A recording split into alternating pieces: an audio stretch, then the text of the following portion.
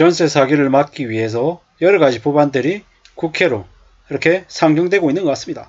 근데 이러한 전세 사기 관련해서 좀 선행돼야 될 부분들이 몇 가지 있다고 생각합니다. 첫 번째, 전세자금 대출이 없어야 됩니다. 전세자금 대출을 그동안에 5억씩, 7억씩 매우 무분별하게 대출해 줬습니다. 그러한 대출 상품은 도대체 왜 있는 겁니까? 왜? 돈이 없으면 전세가 아닌 월세를 선택하게끔 해야 된다는 게 제 개인적인 의견입니다. 집을 사기 위해서 모기지론으로 대출을 내준다. 뭐 그럴 수 있겠죠. 그럴 수 있단 말입니다. 근데 문제는 전세금도 대출해주고 집을 사는데도 대출해주고 뭐 빚으로 부동산 경기를 또 받들어서 사람들이 마치 부자가 되고 경제적으로 여유가 있는 것처럼 착각하게 만들었다라는 겁니다. 애시당초 전세자금 대출이 집값을 떠받드는 저 전세 사기 자금에 동원되고 있음을 우리는 잊지 말아야 될 것 같습니다. 전세자금 대출 해줘서는 안 된다라고 저는 개인적으로 생각합니다. 물론 극단적으로 없애는 것보다는 금액을 많이 낮춰야겠죠.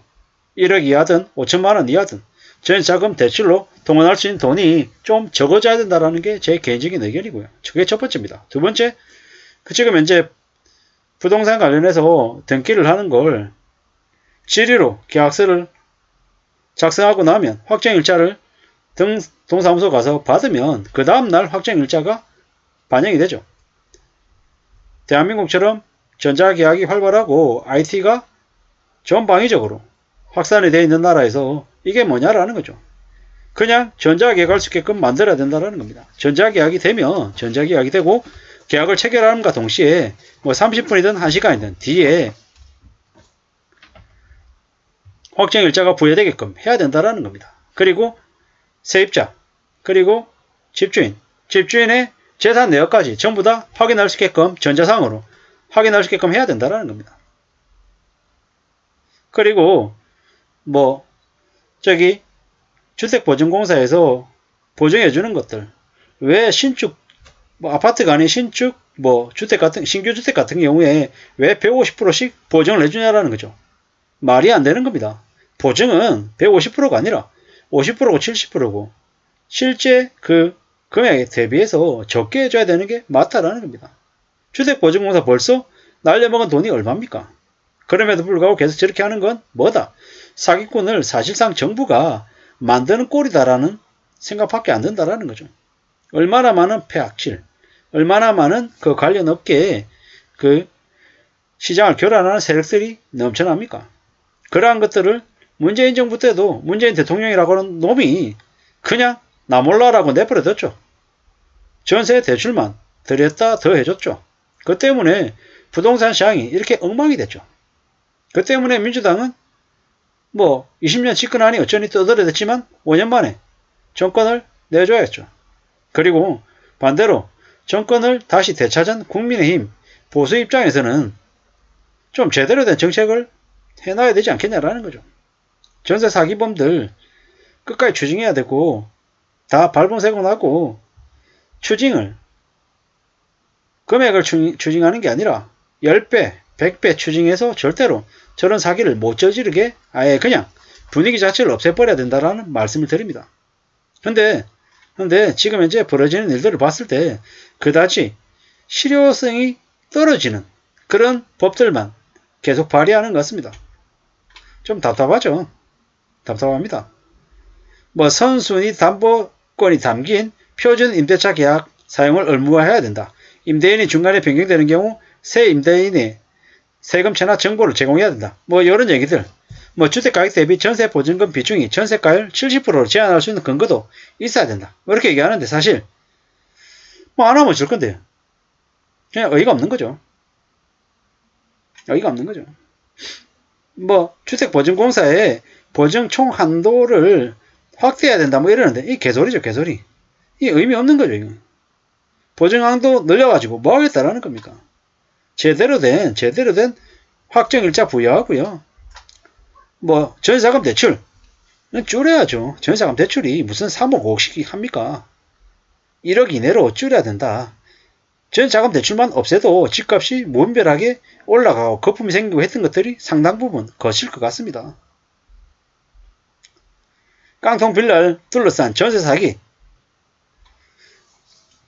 전자금 대출 안 해주면 전세금 내려갈 가능성이 크다라고 저는 봅니다. 그리고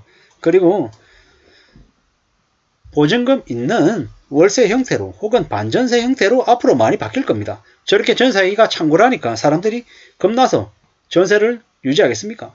유지하기도 안 쉽다라는 겁니다.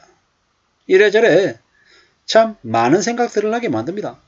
전세기가 저렇게 창궐하는 건 사실상 문재인 정부 때 있었던 그런 방치와 방관과 방조, 때로는 동조가 있지 않았나, 이런 생각들을 해봅니다. 문재인 정부 때 부동산 정책 관련해서 너무 용두삼이 아주 크게 바꿀 것처럼 해놓고 실제로는 그냥 헛짓거리 해놓으니까 시장이 정부를 우습게 보고 개판을 치고 범법행위들을 무분별하게 했죠. 그랬을 때 적어도 경찰이나 검찰을 통해서 제대로 된 범죄자들 처벌이 있었더라면 이 지경까지는 되지 않았을 겁니다. 문재인 대통령과 민주당 정부가 그동안에 저질렀던 실책, 폐악질이 이번에 대규모 전세 사기로 결과가 드러난 거다라고 밖에 말씀드릴 수 없을 것 같습니다. 문재인 대통령이 전세 사기범하고 동조를 했냐, 이런 얘기하는 사람들은 진짜 이렇게 해야 된다고 저는 생각합니다. 왜냐, 문재인 정부 때, 문재인 대통령 때 부동산 교란 세력 관련해서 각종 연구기관들이 보고서를 올리고 그 보고서 내용에 보면 적나라하게 어떤 식으로 범죄를 저지르는지 사례가 다 나와 있었습니다. 하지만 그 부분 관련해서 손 하나 까딱 안 했다라는 게 문재인 대통령이고 문재인 정부 시절에 있었던 많은 관료들의 잘못이었습니다. 그들이 사실상 저 대규모 전세 사기의 주범이다, 공범이다라고 감히 말씀드립니다. 대한민국 건국 이래 최악의 부동산 거품을 만들고 전세 사기범들이 유유자적하며 돈 벌었다고 배 퉁퉁거리면서 다닐 때 서민들이 죽어나가고 뛰어내리는 엄청난 아비규환이 벌어진 건 문재인 대통령, 민주당 정부 때 있었던 일이 원인이 된 거다라고 감히 말씀드립니다.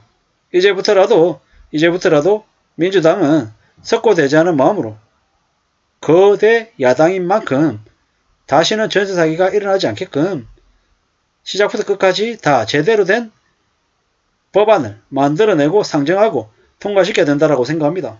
그리고 윤석열 정부, 그리고 국민의힘, 여당 또한 저러한 일들이 재발되지 않게끔 전세자금 대출이든 뭐든 말도 안 되는 짓거리들은 깡그리 다 없애주기를 바랄 뿐입니다. 감사합니다.